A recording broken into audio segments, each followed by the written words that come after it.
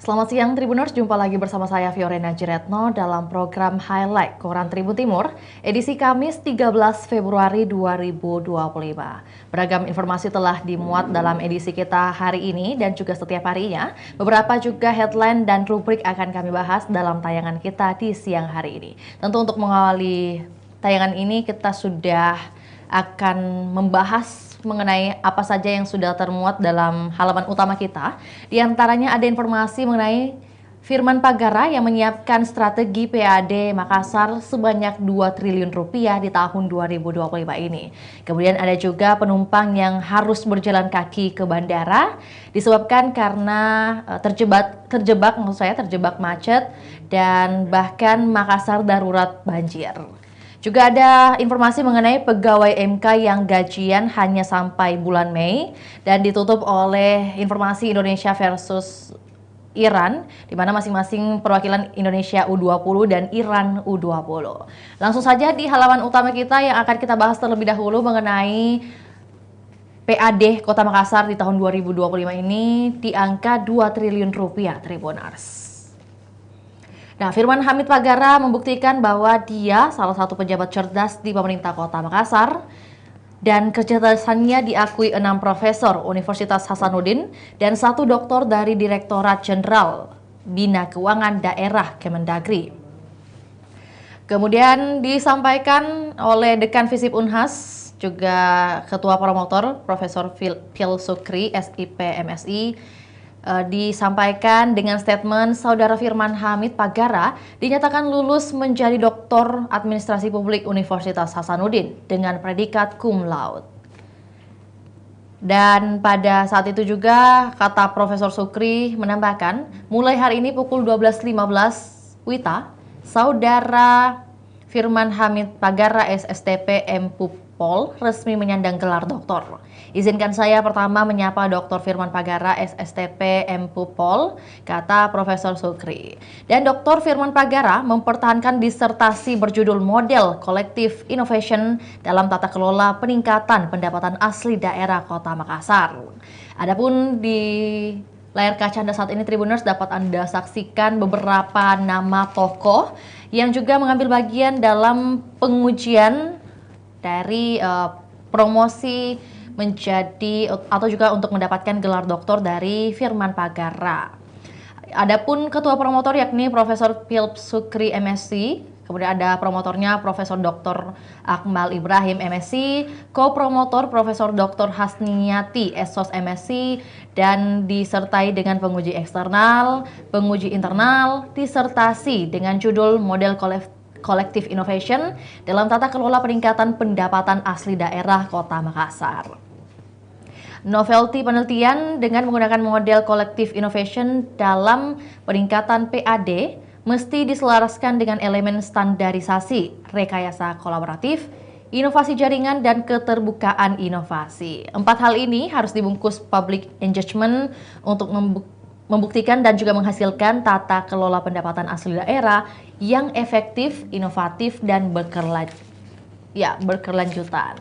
Lebih lanjut lagi bahwa informasi tersebut, menurut Firman, realisasi PAD di Kota Makassar mengalami fluktuasi dalam kurun waktu dari tahun 2014 hingga 2023. Dalam hal ini berarti ada 9 tahun yang menjadi fokus dalam penelitian Firman Hamid Pagara.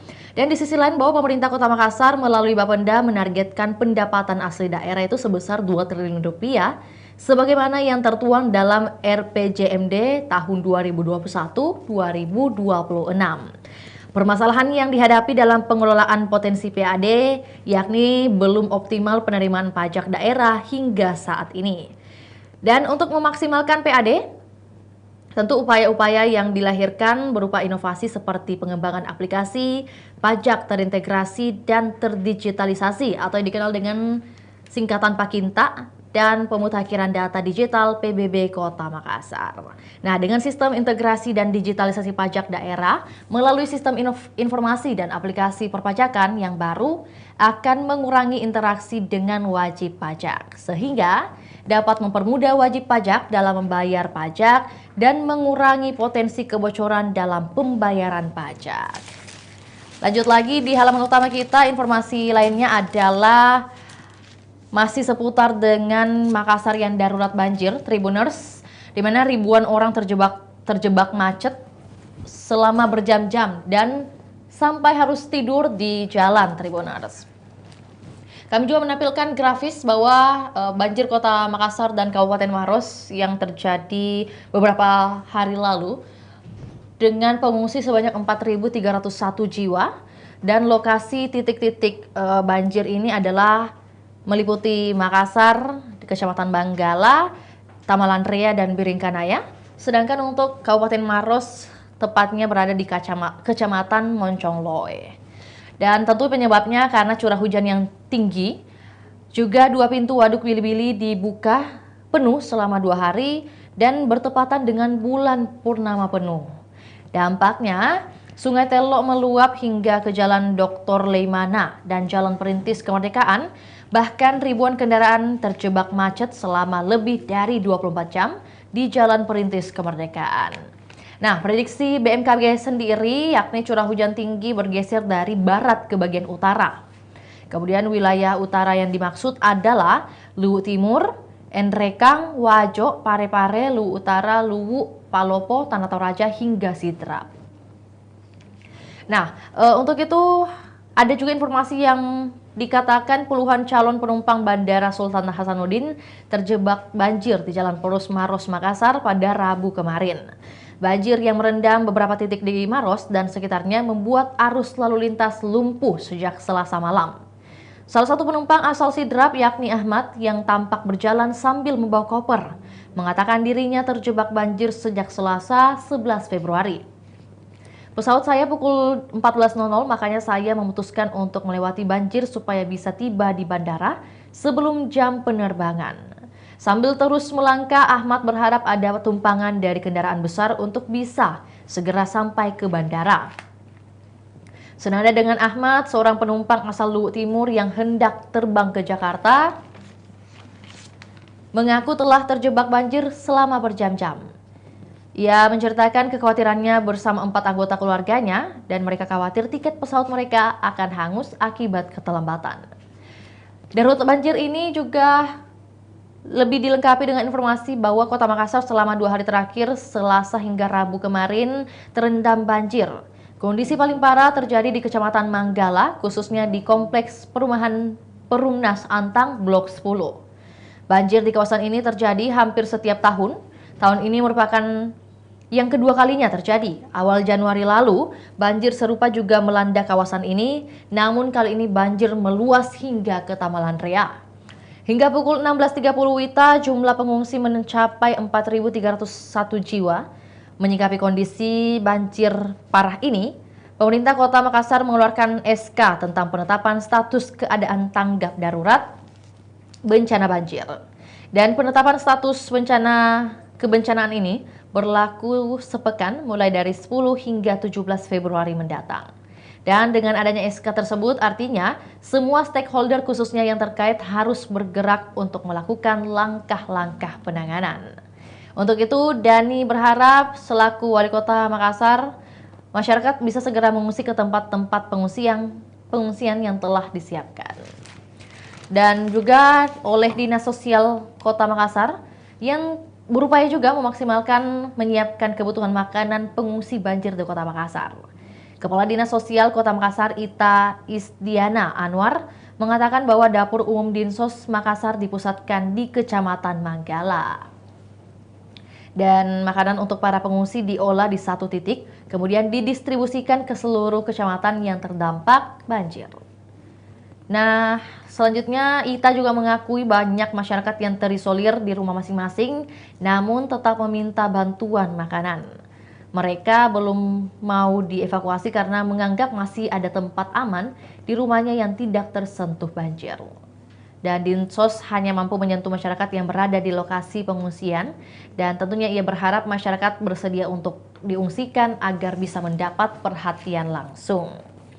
Nah, informasi selanjutnya juga masih seputar keadaan atau kondisi banjir di Kota Makassar. Rumah di Blok 10 tak laku meski dijual murah ternyata, Tribuners.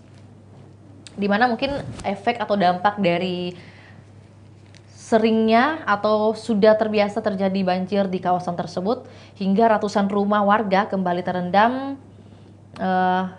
di Blok 8 dan Blok 10 Perumnas Antang, Kecamatan Manggala, Kota Makassar, dan dikatakan bahwa rumah ini pun sangat sulit untuk laku. Tapi menurut salah satu warga, keamanan juga menjadi salah satu kekhawatiran mereka dan mengingat pernah ada kasus pencurian saat banjir terjadi. Jadi bukan hanya kasus banjir saja yang melanda di kawasan tersebut, Tribuners, namun berdasarkan pengakuan warga sekitar bahwa bahkan pada saat banjir pun ada aksi kejahatan juga yang terjadi. Dikatakan bahwa kita takut kecurian karena pernah ada kejadian pencuri naik perahu bobol dari belakang rumahnya orang dan kejadiannya itu pada malam hari. Nah, Tati yang sehari-hari berjualan barang campuran kini harus merelakan barang dagangannya terendam banjir. Namun, barang elektronik seperti kulkas sudah sejak lama ia simpan di lantai 2 dan tak pernah diturunkan selama 5 tahun terakhir. Dan informasi mengenai pegawai MK gajian hanya sampai Mei, Tribuners. Dua informasi terakhir dari halaman utama kita adalah Mahkamah Konstitusi yang hanya bisa membayar gaji pegawai hingga Mei 2025 imbas kebijakan efisiensi anggaran. Nah, realisasi anggaran sudah sebesar 51,73% atau setara dengan 316 miliar rupiah. Dengan begitu, sisa anggaran sekitar di angka 295 miliar rupiah. Nah, berdasarkan informasi dari Dirjen Anggaran, MK mendapat blokir anggaran sebesar 226 miliar rupiah. Ia mengatakan juga bahwa anggaran yang tersisa saat ini adalah 69 miliar rupiah saja yang dialokasikan untuk pembayaran gaji dan tunjangan sebesar 45 miliar. Dengan demikian, terhadap pemotongan kami memiliki dampak. Kami alokasikan gaji dan tunjangan 45 miliar dan kami hanya bisa alokasikan sampai bulan Mei 2025. Dampak lainnya adalah adanya komitmen dalam rangka PHPU dan Pilkada tidak dapat dibayarkan karena tidak ada anggaran tersisa, termasuk kebutuhan penanganan PUU, SKLN, dan perkara lainnya hingga akhir tahun. Berdasar hal tersebut, MK mengajukan usulan pemulihan anggaran yakni pembayaran gaji dan tunjangan sebesar 38 miliar rupiah untuk Juni sampai bulan Desember. Nah, ternyata selain dengan MK, DPR RI kemarin menggelar rapat kerja dengan mitranya untuk membahas efisiensi dan rekonstruksi anggaran tahun 2025, Tribuners. Rapat kerja ini digelar setelah adanya surat pimpinan DPR yang meminta seluruh komisi di DPR dari Komisi 1 hingga Komisi 13 untuk menunda pembahasan anggaran dengan mitra kerjanya. Pembahasan anggaran ini juga untuk menyesuaikan dengan instruksi Presiden Nomor 1 Tahun 2025 tentang efisiensi belanja dalam pelaksanaan anggaran pendapatan dan belanja negara dan anggaran pendapatan dan belanja daerah tahun 2025. Terakhir ditutup dengan statement bahwa anggaran yang terkena pemangkasan berupa belanja barang dan modal. Sebaliknya tidak ada belanja pegawai yang terkena pemangkasan. Dengan bunyi statement bahwa di dalam rekonstruksi anggaran Polri sesuai Inpres, hasil rapat dengan Kemenkeu menghasilkan efisiensi anggaran Polri sejumlah 20,5 triliun rupiah. Ini setara dengan 16,26% dari anggaran Polri di tahun 2025. Jadi bukan hanya MK, namun juga kepolisian juga terkena imbas pemangkasan anggaran sebesar 20,5 triliun rupiah. Rasa-rasanya semua bidang atau stakeholder merasakan hal yang sama akibat adanya pemangkasan atau efisiensi anggaran di tahun 2025 ini, Tribuners. Dan yang terakhir dari halaman utama kita adalah Indonesia U20 dan versus Iran U20 dengan headline penting menang di laga pertama. Dan ini akan berlangsung di Shenzhen Youth Football Training Base Center, Tiongkok pada Kamis hari ini, tepat pukul 18.30 waktu Indonesia Barat. Lebih lanjut kita akan beralih ke rubrik selanjutnya, Tribuners. Ada rubrik Sulsel, di mana beberapa Headline diantaranya juga akan kami sajikan. Rubrik Sulsel ini membahas beberapa headline seperti toilet buntu, pintu rusak, dan plafon bocor. Ini merupakan keadaan dari kantor Gadis Enrekang yang tak terawat. Kemudian ada juga imbas banjir, pasangan nikah di Damkar disaksikan oleh pengungsi. Ada juga dari berita dari Sungguh Minasa, pengendara motor terluka tertimpa pohon tumbang. Pastinya akibat cuaca buruk di beberapa hari kemarin. Dan yang terakhir adalah informasi daftar tunggu Haji Bulukumba mencapai 32 tahun. Yang pertama adalah toilet buntu, pintu rusak, dan plafon bocor Tribuners, di mana gedung kantor gabungan dinas atau Gadis di Jalan Jenderal Sudirman nomor 1, Kelurahan Leoran, Kecamatan Enrekang, Kabupaten Enrekang terlihat tidak terawat. Berdasarkan pantauan tribuntibur.com pada Rabu 12 Februari kemarin, plafon kantor Gadis 1 tampak banyak yang bocor. Cat bangunan yang awalnya berwarna hijau kini tampak kusam dan dipenuhi lumut. Fasilitas seperti toilet juga dalam kondisi buruk. Terdapat sarang laba-laba di sekitar area toilet yang tidak bisa digunakan karena pembuangannya buntu. Di koridor gedung terlihat pintu yang rusak dan kain horden yang kotor. Menanggapi hal ini, warga sekitar Josi 22 tahun mengatakan bahwa pemerintah Kabupaten Enrekang perlu memberikan perhatian lebih pada gedung tersebut. Dikatakan juga, ia juga menilai bahwa sebelum bupati dan wakil bupati terpilih seharusnya bangunan ini diperbaiki terlebih dahulu. Namun dengan mengetahui bahwa Kabupaten Enrekang memiliki utang ratusan miliar, Josi berharap pemerintah bisa mengalokasikan anggaran untuk memperbaiki gedung ini. Apalagi diketahui bahwa Gadis ini merupakan gedung kantor gabungan dinas. Jadi ada beberapa kantor atau dinas-dinas terkait yang menempati lokasi tersebut.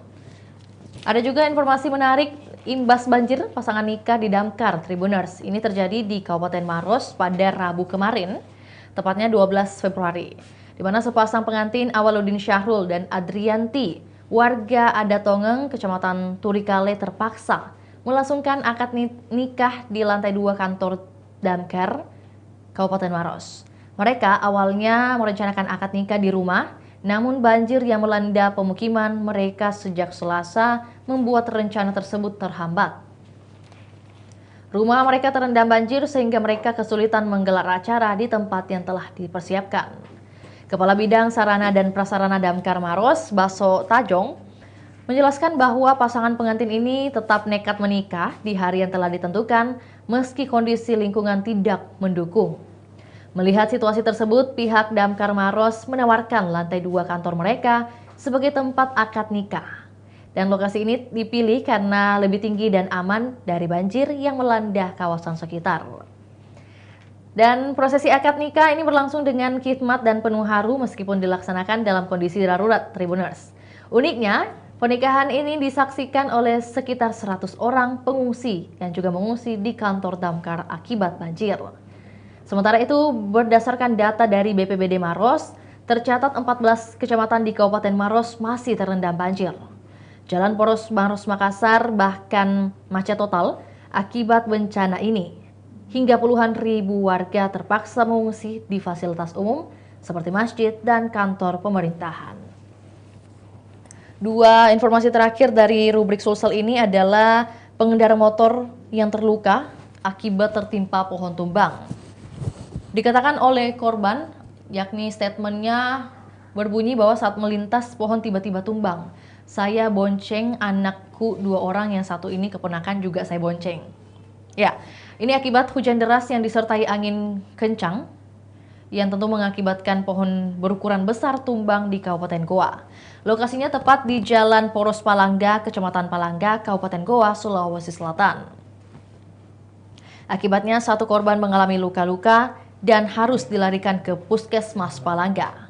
Tak hanya itu, pohon tumbang ini juga sempat mengakibatkan arus lalu lintas macet baik dari arah Goa ke Takalar ataupun sebaliknya. Kanit Turjawali Satlantas Polres Goa, Ibtu Hamsal mengatakan terjadi pohon tumbang sehingga menutupi ruas jalan. Dan usai menerima laporan tersebut, pihaknya langsung ke lokasi dengan sejumlah petugas Dinas Lingkungan Hidup Kabupaten Goa dan masyarakat sekitar yang ikut mengevakuasi dan membersihkan batang pohon tumbang tersebut. Dan saat ini kondisi di ruas jalan tersebut telah kembali ramai lancar usai pohon tumbang telah dibersihkan oleh para masyarakat dan juga bagian dari DLH Kabupaten Goa. Terakhir adalah daftar tunggu haji, tepatnya di Kabupaten Bulukumba yang mencapai 32 tahun lamanya. Ya, Kementerian Agama dari Kabupaten Bulukumba mengungkap jumlah pendaftar jamaah calon haji dengan jumlah 13.116 orang. Jumlah ini membutuhkan 32 tahun ke depan untuk memberangkatkan semua dari hari ini. Terpisah Panitia Kerja atau Panja Haji DPR RI dan Kementerian Agama menyepakati biaya penyelenggaraan ibadah haji atau BPIH dan biaya perjalanan ibadah haji BP 1446 Hijriah atau di tahun 2025 Masehi ini. Mereka sepakat BP yang ditanggung jemaah haji 2025 sebesar Rp55.751.750,78. Artinya biaya haji itu turun sekitar Rp600.000 Tribuners. Kemudian jumlah 55,5 juta itu mencakup 62% dari total BPIH. Adapun total BPIH pada tahun 1446 Hijriah adalah sebesar Rp89,4 juta. Tak henti sampai sana, masih ada satu rubrik yang akan kita bahas Tribuners, yakni halaman 6, rubrik Makassar. Tentunya ada beberapa informasi juga, salah satunya informasi mengenai lansia yang dievakuasi pakai perahu karet harus dibujuk terlebih dahulu. Lebih lengkapnya akan kami bacakan. Seorang nenek lanjut usia atau lansia bernama Jaharia Alfrida berusia 80 tahun dievakuasi dari lokasi banjir. Perumnas Antang, Blok 10 Kecamatan Manggala, Kota Makassar. Proses evakuasi oleh tim BPBD Kota Makassar dan potensi SAR Kompala Unifa itu berlangsung dramatis, Tribuners. Pasalnya, sang nenek harus dibujuk lebih dahulu oleh anaknya dan petugas SAR agar mau dievakuasi. Setelah diyakinkan oleh petugas BPBD Kota Makassar yang dipimpin Alif Danang, sang nenek pensiun ASN Pemprov Sulsel itu akhirnya bersedia dievakuasi. Dan saat dievakuasi, air sudah hampir menyentuh permukaan kasur pensiunan PNS Pemprov Sulsel itu. Dengan susah payah, Jaharia Alfrida dan putrinya dipindahkan ke tandu, lalu diangkat naik ke perahu milik BPBD Makassar untuk selanjutnya dibawa ke tempat yang lebih aman. Ibu dan anak ini terjebak banjir di dalam rumahnya Jalan Terompet 18 Blok 10 Perumnas Antang. Dikatakan oleh Ninuk yang merupakan putri Jaharia Alfrida, saya dan ibu bertahan di atas tempat tidur agar tetap hangat sejak semalam. Ninuk menjelaskan dirinya sempat menghubungi kerabatnya agar dapat segera dievakuasi. Namun karena hari sudah malam, bantuan evakuasi tak dapat dilakukan. Camat Manggala Andi Eldi Indra Malka yang ditemui di lokasi mengatakan ada ribuan warga Kecamatan Manggala yang mengungsi akibat banjir. Ada juga informasi 6 bulan tunjangan sertifikasi 278 guru belum dibayar. Aliansi Guru Sertifikasi Makassar menggelar unjuk rasa di depan Balai Kota Makassar, Jalan Ahmad Yani pada Rabu kemarin 18 Februari. Mereka juga melakukan pawai dan konvoi sepeda motor, Tribuners. Dan pantauan Tribun Timur, para guru membawa spanduk dan umbul-umbul yang bertuliskan protes terhadap pembayaran tunjangan sertifikasi yang belum diterima. Para guru tersebut kecewa karena tunjangan sertifikasi mereka belum dibayar selama 6 bulan, yakni periode Juli hingga Desember di tahun 2024 atau tepatnya di tahun lalu. Nah, pawai ini dipimpin langsung oleh Ketua Aliansi Guru Sertifikasi, yakni Wajar Natsir Deng Sangku. Dia menambahkan sebanyak 278 guru di Kota Makassar, baik dari tingkat SD maupun SMP, belum juga menerima tunjangan sertifikasinya. Mengenai hal ini, Kepala Subbagian Keuangan Dinas Pendidikan, Andi Ardiansyah Yusran, mengatakan bahwa pihaknya tak bisa melakukan pembayaran secara serta-merta. Setiap anggaran yang dikeluarkan harus melalui mekanisme atau prosedur yang berlaku. Dan PLT Kepala Dinas Pendidikan Makassar yakni Nielma Palemba menyampaikan bahwa masalah ini bukan hanya tanggung jawab Dinas Pendidikan, melainkan juga melibatkan banyak pihak termasuk pemerintah pusat. Dikatakan oleh Nielma bahwa ada keterlambatan dalam validasi data guru sehingga SK dari Kementerian Pendidikan pun terlambat terbit. Tanpa SK itu, Kementerian Keuangan tidak bisa mentransfer dana ke daerah. Kendati begitu, Nielma memastikan bahwa uang itu tetap menjadi hak guru dan pasti akan dibayarkan. Informasi tadi juga sekaligus menutup perjumpaan kita hari ini Tribuners. Terima kasih Tribuners senantiasa menyaksikan program Highlight Koran Tribun Timur setiap harinya, juga Highlight Tribun Cetak setiap harinya, juga program reguler lainnya yang akan kami sajikan setiap harinya. Untuk itu saya Fiorina Jeretno mewakili kru yang bertugas pamit undur diri. Selamat siang dan sampai jumpa.